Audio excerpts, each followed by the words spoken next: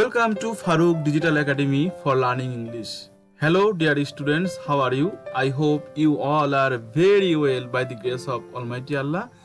I am fine too. পরম উৎকর্ষতা হলো একটি চলমান প্রক্রিয়া। এটা হঠাৎ করে আসে না, ধীরে ধীরে আসে। ডক্টর APJ আব্দুল কালাম এই কথাটি বলেছেন। শিক্ষার্থী বন্ধুরা, কথাটি কিন্তু প্রকৃতপক্ষেই সত্য। আসলে কোনো বিষয়ে উৎকর্ষতা বিকশিতা লাভ করতে গেলে বা কোনো বিষয়ে সফলতা লাভ করতে গেলে সেই বিষয়ের পেছনে থাকে একটি চলমান প্রক্রিয়া, অনেক বড় ধরনের চেষ্টা। আর সেই চেষ্টা কিন্তু একদিনেই হয় না, অনেক দিন ধরেই করতে হয়। তো শিক্ষার্থী বন্ধুরা, সেই জন্য তোমাদেরকে কি করতে হবে?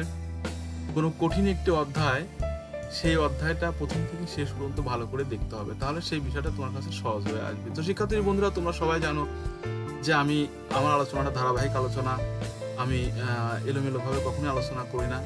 সেজন্য তোমরা অবশ্যই আমার সাফিক্স প্রিফিক্সের আলোচনা এখন চলতেছে, সেজন্য সাফিক্স প্রিফিক্সের আলোচনা যে আমি শুরু করেছি। শিক্ষার্থী বন্ধুরা, তোমরা এই অধ্যায়ের যে পাঠগুলো আমি তোমাদের পড়ার পরামর্শ দিয়েছি, সেই অধ্যায়গুলো কিন্তু ধারাবাহিকভাবে দেখে তারপরে তোমরা আমি আগামীতে যে প্র্যাকটিস ক্লাসটি করব,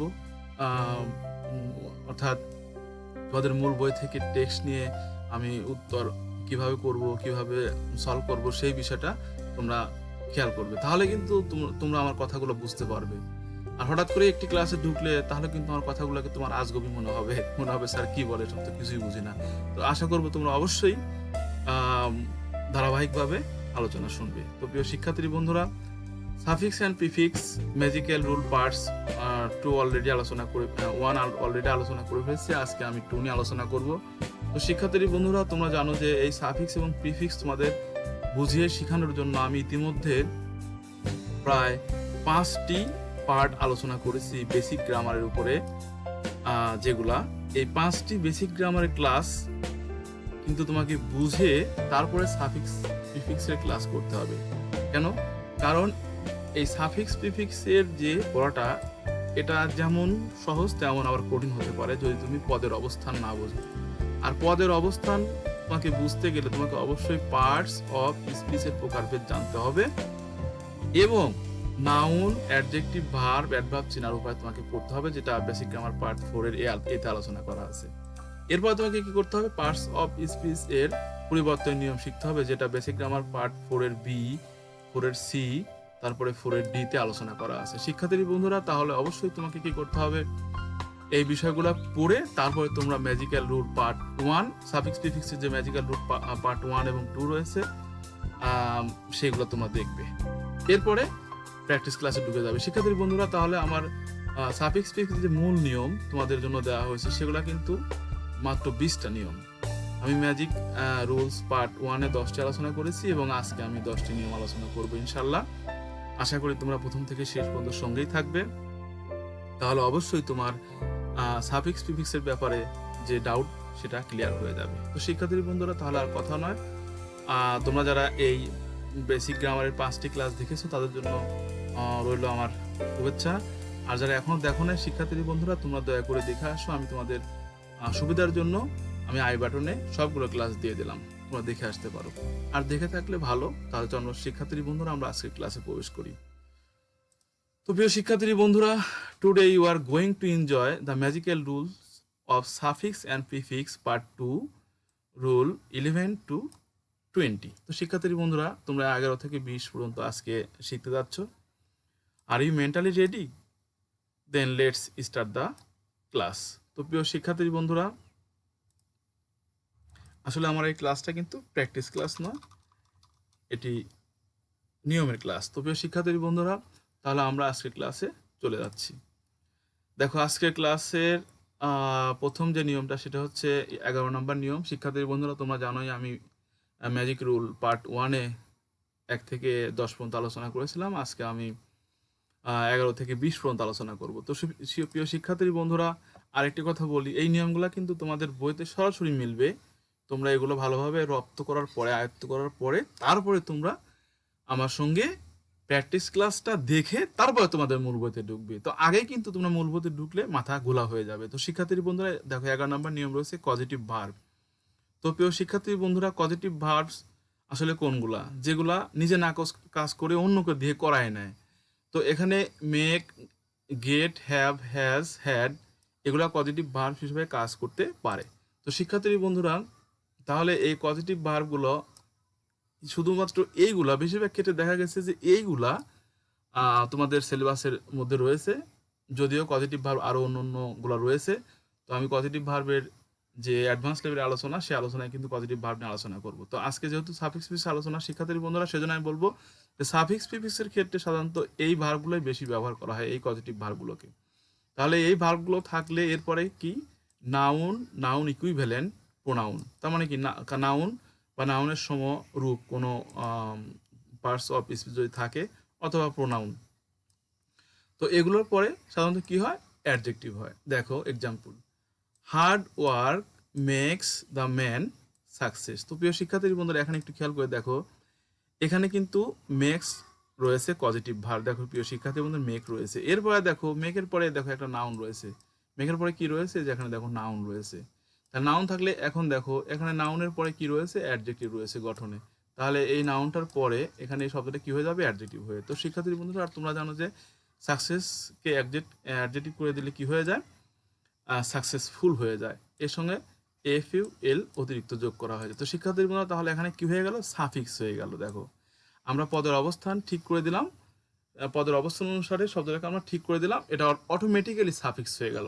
তাহলে পরীক্ষায় তোমাকে কোনটা সাফিক্স হবে কোনটা প্রিফিক্স হবে, এটা কিন্তু তোমার মনে রাখার দরকার পড়বে না, যদি তুমি শব্দটাকে ঠিক করে দাও, সেটা অটোমেটিক্যালি সাফিক্স এবং প্রিফিক্স হয়ে যায়। তবে মনে রাখো বেশিরভাগ ক্ষেত্রে সাফিক্স হয়। আজকের ক্লাসে তোমরা দেখতে পাবে যে একটি একটি নিয়ম আছে প্রিফিক্সের, এবং আমি মনে করি সেই প্রিফিক্সের জন্য এই একটি নিয়মই যথেষ্ট তোমাদের সিলেবাসে। তো শিক্ষার্থী বন্ধুরা, এরপর দেখো 12 number, roll number 12, adverb plus adjective. তার মানে কি, অ্যাডভার্বের পরে অ্যাডজেক্টিভের অবস্থান রয়েছে। তো শিক্ষার্থী বন্ধুরা, এখানে অ্যাডভার্ব তো তোমরা জানো, এলো যুক্ত শব্দ অ্যাডভার্ব। তারপর তোমাদের বইয়ের মধ্যে সবচেয়ে বেশি যেগুলো ব্যবহার করা হয়েছে, যেগুলো সরাসরি তোমরা মিল পাবে, সেগুলো কিন্তু আমি এখানে তুলে ধরেছি। দেখো, very, so, true, extremely, seriously, এই শব্দগুলো তোমাদের বইতে বেশি ব্যবহার করা হয়েছে। এক্সাম্পল দেখো, হি ইজ ভেরি ডেঞ্জার। তো শিক্ষার্থীর বন্ধুরা, এখানে দেখো ভেরি কিন্তু একটা অ্যাডভার্ব। তাহলে আমরা বুঝতে পারছি যে এই জাতীয় অ্যাডভার্বের পরে কি হবে, অ্যাডজেক্টিভ হবে। তাহলে এই ডেঞ্জারকে যদি আমরা অ্যাডজেক্টিভ করে দিই, তাহলে কিন্তু উত্তর হয়ে যাচ্ছে ডেঞ্জারাস। তার মানে কি, এখানে সাফিক্স হয়ে গেল, ডেঞ্জারের সঙ্গে ও ইউএস এই সাফিক্সটি যোগ হয়ে অ্যাডজেক্টিভ হয়ে গেল। তো শিক্ষার্থী বন্ধুরা, তাহলে এক্ষেত্রে কিন্তু সাফিক্স হয়ে গেল। এরপর দেখো রুল নাম্বার 13, দা প্লাস অ্যাডজেক্টিভের সুপারলেটিভ ডিগ্রি। খুবই গুরুত্বপূর্ণ একটি নিয়ম। আমরা দিয়ে এর পরে যদি কোনো অ্যাডজেক্টিভ দেখি, তাহলে তাকে অবশ্যই সুপারলেটিভ ডিগ্রি করে দেবো। আর ডিগ্রি 3 প্রকার, পজিটিভ, কম্পারেটিভ, সুপারলেটিভ, তোমরা জানো এটা। দেখো তাহলে এখানে দেখো দি এরপরে রয়েছে ব্যাড। তো শিক্ষার্থী বন্ধুরা, তাহলে দি এর পরে ব্যাড, এটা তো পজিটিভ ডিগ্রিতে রয়েছে, তাহলে অবশ্যই এটাকে কি করতে হবে, সুপারলেটিভ ডিগ্রি করে দিতে হবে। তাহলে সুপারলেটিভ ডিগ্রি কি ব্যাডের, দেখো ওর্স্ট, তাহলে ব্যাডটা কি হয়ে গেল, ওর্স্ট হয়ে গেল। এরপরে দেখো দা এরপর রয়েছে গ্রেট। তাহলে গ্রেট তো পজিটিভ ডিগ্রি অ্যাডজেক্টিভ, তাহলে এটাকে সুপারলেটিভ করে দিতে হবে, যেহেতু দি এর পরে অবশ্যই তোমার সুপারলেটিভ ডিগ্রি হবে, সেজন্য দেখো গ্রেট হয়ে গেল গ্রেটেস্ট। এরপর দেখো দা গুড কখনোই হবে না কিন্তু, তাহলে গুডটাকে 3 নাম্বার ডিগ্রি করে দিতে হবে, তার মানে কি সুপারলেটিভ ডিগ্রি করে দিতে হবে। তাহলে গুডের সুপারলেটিভ ডিগ্রি কি, বেস্ট। এরপর দেখো দিয়ে পরে এখানে আরেকটা অ্যাডজেক্টিভ রয়েছে টল, তাহলে এটাকে সুপারলেটিভ ডিগ্রি করে দিতে হবে, তাহলে টলের সুপারলেটিভ ডিগ্রি কি, টলেস্ট।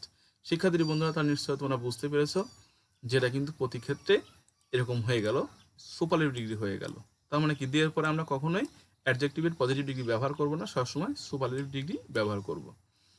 এরপরে দেখো শিক্ষার্থী বন্ধুরা, rule number 14, as plus adjective plus as. তার মানে কি, দুইটা অ্যাজ এর মাঝখানে অবশ্যই একটা অ্যাডজেক্টিভ বসতে পারে। তো শিক্ষার্থী বন্ধুরা, এরকম ক্ষেত্রে আমরা কি করব, অ্যাডজেক্টিভের 1 নম্বর ঘর দিয়ে দেব। দেখো তাহলে এখানে একটা অ্যাজ রয়েছে, এখানে একটা অ্যাজ রয়েছে, ওকে। তাহলে মাঝখানে বিউটি একটা নাউন, তাহলে এটা কি করে দিতে হবে, নিয়ম অনুসারে অ্যাডজেক্টিভ করে দিতে হবে।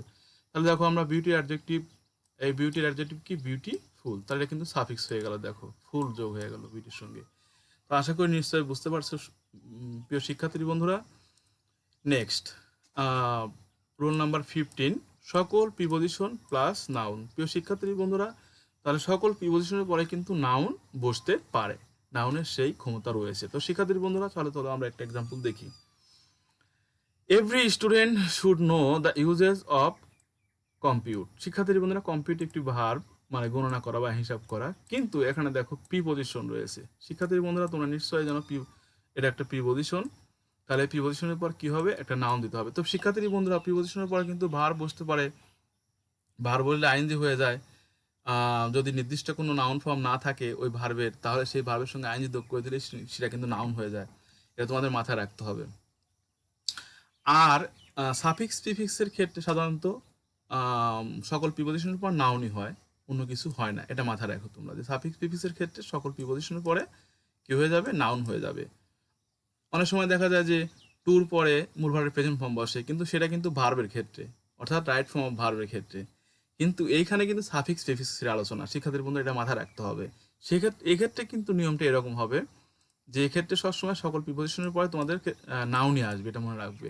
তাহলে এখানে কম্পিউটকে আমরা যদি নাউন করে দিই, তাহলে কি হয়ে গেল, কম্পিউটার। দেখো এটা অটোমেটিক্যালি সাফিক্স হয়ে গেল, আর যোগ হয়েছে শব্দটার সঙ্গে, কম্পিউটার সঙ্গে আর যোগ হয়ে, অর্থাৎ কম্পিউটারের পরে আর যোগ হয়ে এটা কম্পিউটার হয়ে গেল, নাউন হয়ে গেল। এরপরে দেখো rule number 16, verb plus object. শিক্ষার্থীর বন্ধুরা, তোমরা তো অবজেক্ট চেনো, বেসিক গ্রামার পার্ট 6 থেকে এই আলোচনাগুলো তোমরা জানো। আমি কেস নিয়ে আলোচনা করেছিলাম, subjective case, objective case, positive case. শিক্ষার্থীর বন্ধুরা, তাহলে সেক্ষেত্রে এখানে কিন্তু হিমটা হচ্ছে একটি অবজেক্টিভ, আর অবজেক্টিভের পূর্বে সাধারণত কি থাকে, ভার্ব থাকে।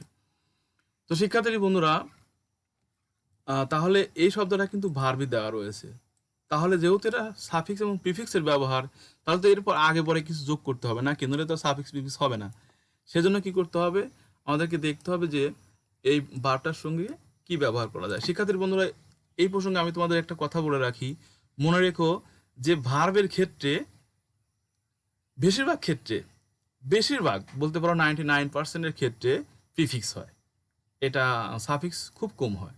তাহলে এক্ষেত্রে কিন্তু তোমাকে প্রিফিক্স চিনতে হবে। দেখো টু কে ভার্বই করতে হবে, কিন্তু প্রিফিক্স যোগ করতে হবে। তাহলে দেখো টু কে এর সঙ্গে যদি পূর্বে যদি আমরা আন্ডার দিই, তাহলে কি হয়ে যাবে, আন্ডার টু। তার মানে কি, he undertook him in his security, সে তাকে তার নিরাপত্তায় নিয়ে নিল। তো শিক্ষার্থী বন্ধুরা, তাহলে এখানে কিন্তু আমরা বুঝতে পারলাম যে হিম একটা অবজেক্ট, তার পূর্বে আমরা একটা ভার্ব ব্যবহার করবো এরকম সিচুয়েশনে। ওকে, আবার আমরা কিন্তু এই কাজ থেকে বুঝি যে একটি সাবজেক্টের পরে কিন্তু একটি ভার্ব বসে। তাহলে আমরা দুইটা অবস্থান থেকে বুঝতে পারি যে এটি একটি ভার্ব এবং এটিকে ভার্বই রাখতে হবে, সেক্ষেত্রে কিন্তু প্রিফিক্স যোগ করতে হবে। কথাটা কিন্তু খুবই গুরুত্বপূর্ণ, মনে রেখো শিক্ষার্থী বন্ধুরা। আর আমি একটি করে উদাহরণ দিয়েছি এই জন্য, কারণ অনেকগুলো উদাহরণ দিলে এই কন্টেন্টটা অনেক বড় হয়ে যাবে। তো যেহেতু শুধু নিয়ম বোঝানোর ক্ষেত্রে, সেজন্য আমি একটি করে উদাহরণ দিয়েছি শিক্ষার্থী বন্ধুরা। আর এক্সারসাইজ ক্লাসে গিয়ে আমরা আবার ওটা ভালো করে শিখে নেব। তো শিক্ষার্থী বন্ধুরা, এরপরে দেখো roll number 17, noun plus preposition plus noun. তার মানে কি, দুইটা নাউনের মাঝখানে প্রিপজিশন বসে। আবার যদি এরকম ক্ষেত্র হয়, সেক্ষেত্রে পূর্বে নাউন বসে। কি বসে, পূর্বে নাউন বসে। তোমাদের সিলেবাসে এরকম একটি সিচুয়েশন দেওয়া আছে, আমি জানি। তো শিক্ষার্থী বন্ধুরা, সেজন্য নিয়মটাকে আমি উপস্থাপন করেছি। তাহলে এখানে দেখো, হি হ্যাজ বিলিভ ইন আল্লাহ। তাহলে এখানে দেখো, ইন একটি প্রিপজিশন, আল্লাহ একটি নাউন। তাহলে সেই ক্ষেত্রে কিন্তু এখানে একটি নাউন হবে। তো এখানে একটি কি হবে, নাউন হবে। আরেকটা জিনিস হচ্ছে, হ্যাজ এখানে মূল ভার্বে কাজ করতেছে এবং এটা একটা ট্রানজিটিভ ভার্ব। তো শিক্ষার্থী বন্ধুরা, আমরা জানি ট্রানজিটিভ ভার্বের পরে নাউন বসে, কারণ ট্রানজিটিভ ভার্বকে কি দিয়ে প্রশ্ন করলে উত্তর পাওয়া যায়। যেমন হি হ্যাজ, তার আছে, তার কি আছে। তাহলে এখানে বিলিভ মানে কি, বিশ্বাস করে, তার বিশ্বাস আছে, তার মানে কি, এটা নাউন হবে। তাহলে হ্যাজটা এখানে মেইন ভার্ব এবং ট্রানজিটিভ ভার্ব হিসেবে কাজ করে, ট্রানজিটিভ ভার্ব হিসেবে কাজ করতেছে। তো শিক্ষার্থীর বন্ধু, সেজন্য এটা নাউন হবে। এই নিয়মে মেলে আবার আমি যে এখানে তোমাদের একটা নিয়ম লিখে বুঝিয়েছি, এটাও খেয়াল রাখবে যে নাউনের পূর্বে যদি একটা প্রিপজিশন থাকে, তার পূর্বে যদি একটা গ্যাপ থাকে, সেটাও নাউন হয় বেশিরভাগ ক্ষেত্রেই। তা শিক্ষার্থী বন্ধুরা, তাহলে বিলিভ একটি ভার্ব, এর নাউন করে দিলে কি হয়ে যাচ্ছে, বিলিভ, বিশ্বাস। দেখো এখানে ভি ই কে তুলে দিয়ে এফ দেওয়া হয়েছে, তাই নাউন হয়ে গেছে শিক্ষার্থীর বন্ধুরা। আবার এফ কে যদি তুমি তুলে দিয়ে যদি ভি দাও, তাহলে কিন্তু ভার্ব হয়ে যায়। তো শিক্ষার্থীর বন্ধুরা, যাই হোক, যেহেতু আমরা নাউন করে দেবো, তাহলে আমরা এখানে ভি ই কে তুলে দিয়ে কি করলাম, এফ দিলাম, ভিই কে তুলে দিয়ে এফ দিলাম। তো শিক্ষার্থী বন্ধুরা তার নাউন হয়ে গেল, তার উত্তরটা কিন্তু হয়ে গেল। এরপর দেখো শিক্ষার্থী বন্ধুরা, রুল নাম্বার 18, খুব গুরুত্বপূর্ণ একটি নিয়ম, adverb plus subject as noun pronoun. শিক্ষার্থী বন্ধুরা, এখানে একটি সাবজেক্ট থাকবে, সেই সাবজেক্টের পূর্বে যদি কোনো গ্যাপ থাকে সেটা 100% অ্যাডভার্ব হবে, এটা তোমরা শুনে রাখো। দেখো উদাহরণ, general, we do not happy in this world, প্রকৃতপক্ষে আমরা কেউ পৃথিবীতে সুখী নয়। তাহলে এখানে উইটা কিন্তু একটা সাবজেক্ট, সেটা নাউনও হতে পারে আবার প্রোনাউনও হতে পারে। আর তোমরা যারা নাউন প্রোনাউন ছাড়া কেউ সাবজেক্টের কাজ করতে পারে না, যারাও নাউন প্রোনাউনের কাজ করে তারা অটোমেটিক্যালি নাউন প্রোনাউন হয়ে যায়। তো শিক্ষার্থীর বন্ধুরা সেক্ষেত্রে নাউন ফ্রেজও হতে পারে। তাহলে এখানে আমার নিয়মটা হচ্ছে যে সাবজেক্টের পূর্বে কোনো গ্যাপ থাকলে সেটা অ্যাডভার্ব হয়ে যায়। তাহলে এই জেনারেলটাকে আমরা অ্যাডভার্ব করে দিলে উত্তর হয়ে যাবে, দ্যাট ইজ জেনারেলি। তার মানে কি, একটা এলওয়াই দিলে হয়ে গেল। তাহলে এটা কি হয়ে গেল, সাফিক্স হয়ে গেল। ওকে, আমরা অ্যাডভার্ব করে দিলাম, অটোমেটিক্যালি সাফিক্স হয়ে গেল। এরপর দেখো রুল নাম্বার 19, অ্যান্ড এর আগেও পরে একই পদ বা পার্টস অফ স্পিচ বসে। খুব গুরুত্বপূর্ণ একটি নিয়ম শিক্ষার্থীর বন্ধুরা, দেখো এরকম গ্যাপ তোমাদের থাকবেই। অ্যান্ড এর আগে আছে লাভ নাউন, এর পরেরটাও নাউন হয়ে যাবে। খুব গুরুত্বপূর্ণ একটা নিয়ম শিক্ষার্থীর বন্ধুরা। একটা জিনিস খেয়াল করো, এখানে প্রিপজিশন রয়েছে আর প্রিপজিশনের পরে কিন্তু নাউন বসে। তাহলে এটা নাউন, তাহলে এখানে অ্যান্ড রয়েছে, তার এর পরেরটা নাউন হয়ে যাবে। তাহলে পিওরের নাউন কি, পিওরিটি। দেখো টিওয়াই যুক্ত শব্দ নাউন হয়ে গেল, উত্তরও হয়ে গেল, কি হয়ে গেল, সাফিক্স হয়ে গেল। রুল নাম্বার 20, শিক্ষার্থী বন্ধুরা আমি তোমাদের বলেছিলাম যে প্রিফিক্সের একটি সুন্দর নিয়ম রয়েছে। আজকে একটি আলোচনা, একটি নিয়ম বুঝলেই তোমরা প্রিফিক্স পারবে। আর এখানে আমি আরেকটা প্রিফিক্সের নিয়ম তোমাদের দেখাই আসলাম। এই যে এই নিয়মটা 16 নম্বর নিয়মটা প্রিফিক্সের নিয়ম, এই জায়গায় আন্ডার আগে বসলো শিক্ষার্থী বন্ধুরা। তাহলে এখানে এই 20 নম্বর নিয়মটাও কিন্তু বেশিরভাগ ক্ষেত্রে প্রিফিক্স হয়। দেখো নিয়মটা আমি পড়ি, বাক্যে পদের অবস্থান অনুসারে শব্দটি যদি ঠিকই থাকে তাহলে সাধারণত শব্দটি বিপরীত হয়ে যায়। কথাটা খুবই গুরুত্বপূর্ণ, আমি আবার বলছি। মনে করো পদের একটা জায়গায় নাউন হবে কিন্তু শব্দটা নাউনই আছে, তাহলে কি করবে? আবার একটা জায়গায় অ্যাডজেক্টিভ হবে, সেখানে অ্যাডজেক্টিভে আছে, তাহলে সেক্ষেত্রে কি করবে? এরকম ক্ষেত্রে কি হয়ে যায়, শব্দটি বিপরীত শব্দ হয়ে যায়। ওকে, এবং এক্ষেত্রে সাধারণত প্রিফিক্স হয়ে যায়। দেখো ভার্বের ক্ষেত্রে প্রিফিক্স হিসেবে সাধারণত ইএন, আন্ডার, ওভার, আপ ইত্যাদি বসে। তবে কোনো কোনো ক্ষেত্রে সাফিক্স বা অ্যাফিক্সও হতে পারে। অ্যাফিক্স কি? অ্যাফিক্স হলো আগেও বসতে পারে পরেও বসতে পারে, মূল শব্দের আগেও বসে পরেও বসে, এটার নাম হচ্ছে অ্যাফিক্স। শুধু পূর্বে বসলে প্রিফিক্স, পরে বসলে সাফিক্স, আগে বসলে পরে বসলে অ্যাফিক্স হয়। এটা তোমার মনে রেখো শিক্ষার্থী বন্ধুরা। আরেকটা আছে ইনফিক্স, মাঝে মাঝে পরিবর্তন হয়, ভায়াল পরিবর্তন হয়, সেই নিয়ম তোমাদের নেই। যাই হোক শিক্ষার্থী বন্ধুরা, তাহলে এখানে খেয়াল করো নিয়মটা, এক্সাম্পলটা, হি ইজ নট অনেস্ট। শিক্ষার্থী বন্ধুরা একটু খেয়াল করে দেখো, এখানে সাধারণত নটটা অ্যাডভার্ব, আবার ইজটা হচ্ছে বিভার্ব। আমরা জানি যে বিভার্বের পরে এখানে আমরা কোনো শব্দ আসলে অ্যাডজেক্টিভ করে দেবো, বা অ্যাডভার্বের পরে আমরা কি করে দেবো, অ্যাডজেক্টিভ করে দেবো। শিক্ষার্থী বন্ধুরা, তাহলে এখানে আমরা জানি যে অ্যাডভার্বের পরে অ্যাডজেক্টিভ হয়। তো শিক্ষার্থী বন্ধুরা এখানে দেখো অনেস্টটা কিন্তু অ্যাডজেক্টিভই রয়েছে। হ্যাঁ, তাহলে অ্যাডজেক্টিভ যদি থাকে তাহলে কি করতে হবে এখন আমাকে? হওয়ার কথা অ্যাডজেক্টিভ, এখানে আসেও অ্যাডজেক্টিভ। দেখো এই যে বাক্যের অবস্থান অনুসারে শব্দটি যদি ঠিকই থাকে তাহলে এখানে ঠিকই আছে, অ্যাডজেক্টিভ হওয়ার কথা অ্যাডজেক্টিভ আছে, সেক্ষেত্রে কি করবো, শব্দটি বিপরীত শব্দ করে দেবো। তাহলে অনেস্টের বিপরীত শব্দ কি? ডিসঅনেস্ট। তো প্রিয় শিক্ষার্থী বন্ধুরা, তাহলে কিন্তু আমি যদি ডিসঅনেস্ট লিখে দিই এখানে, তাহলে কিন্তু উত্তর হয়ে যাবে ডিসঅনেস্ট। তাহলে এটা কি হয়ে গেল, প্রিফিক্স হয়ে গেল। দেখো ডিস মূল শব্দের পূর্বে বসছে, অনেস্ট ছিল মূল শব্দ, ডিস বসে প্রিফিক্স হয়ে গেল ডিসঅনেস্ট। ইজ নট ডিসঅনেস্ট, সে অসৎ নয়। তো প্রিয় শিক্ষার্থী বন্ধুরা, তাহলে কিন্তু এখানে তোমাদের বুঝতে হবে যে এটা প্রিফিক্স হয়ে গেল, এবং এটা প্রিফিক্সের নিয়ম। এই একটি নিয়মে আমি অনেক জায়গায় পেয়েছি শিক্ষার্থী বন্ধুরা। এরপর দেখো 2 নম্বর উদাহরণ, দ্য বার্ড ওয়াজ কেজ, পাখিটিকে বন্দি করা হয়েছিল। শিক্ষার্থী বন্ধুরা এখানে দেখো ধরা হয়েছিল বা খাঁচা আবদ্ধ করা হয়েছিল। তাহলে এখানে দেখো এটা কিন্তু ভার্ব, তাহলে দেখো এখানে কিন্তু এই যে ভার্বের ক্ষেত্রে কিন্তু প্রিফিক্স বসে, এবং সেক্ষেত্রে এগুলা বসে। দেখো তাহলে এখানে হবে তোমার কেসকে ভার্ব করে দিলে কি হয়ে যায়, ইন কেস। দেখো শিক্ষার্থীর বন্ধুরা, তাহলে ইন কেস হয়ে গেল, কিন্তু এটা প্যাসিভ মুডে রয়েছে। এই যে বিভার রয়েছে এখানে পাস্ট টেন্সে, এবং বাক্যটা প্যাসিভ মুড। ভয়েস যারা ভালো পারো তারা বুঝো, সাবজেক্ট জড় বস্তু উদ্ভিদ প্রাণী হলে বি ভার্বের পর মূল ভার্বের 3 নাম্বার হয়ে যায়। আর মূল ভার্বের 3 নাম্বার ভার্বগুলো কিন্তু শিক্ষার্থী বন্ধুরা পাস্ট পার্টিসিপল, এবং পাস্ট পার্টিসিপলগুলো কিন্তু অ্যাডজেক্টিভের কাজ করে, মনে রেখো। তাহলে এখানে ইন কেস হলো প্রিফিক্স হয়ে গেল, এটা পাস্টে চলে গেল কারণ এটা পাস্ট টেন্সের। তাহলে ইন কেস হয়ে গেল, the bird was in case, পাখিটিকে খাঁচাবদ্ধ করা হয়েছিল। তো শিক্ষার্থী বন্ধুরা, এই ছিল আজকের 20টি নিয়ম। আমি আশা করব তোমরা অবশ্যই এই 20টি নিয়ম বুঝেছো। আর শিক্ষার্থী বন্ধুরা, ভিডিওটা যদি তোমাদের ভালো লাগে অবশ্যই লাইক, কমেন্ট এবং শেয়ার করে বন্ধুদের মাঝে। আর তুমি যদি আমার চ্যানেলে নতুন হয়ে থাকো তাহলে অবশ্যই সাবস্ক্রাইব করে পাশে বেল আইকনটি বাজিয়ে রাখবে, তাহলে পরবর্তী ভিডিও আপলোড করার সঙ্গে সঙ্গে তোমার কাছে পৌঁছায় যাবে। সবাই ভালো থেকো। See you to my next class. আল্লাহ হাফেজ।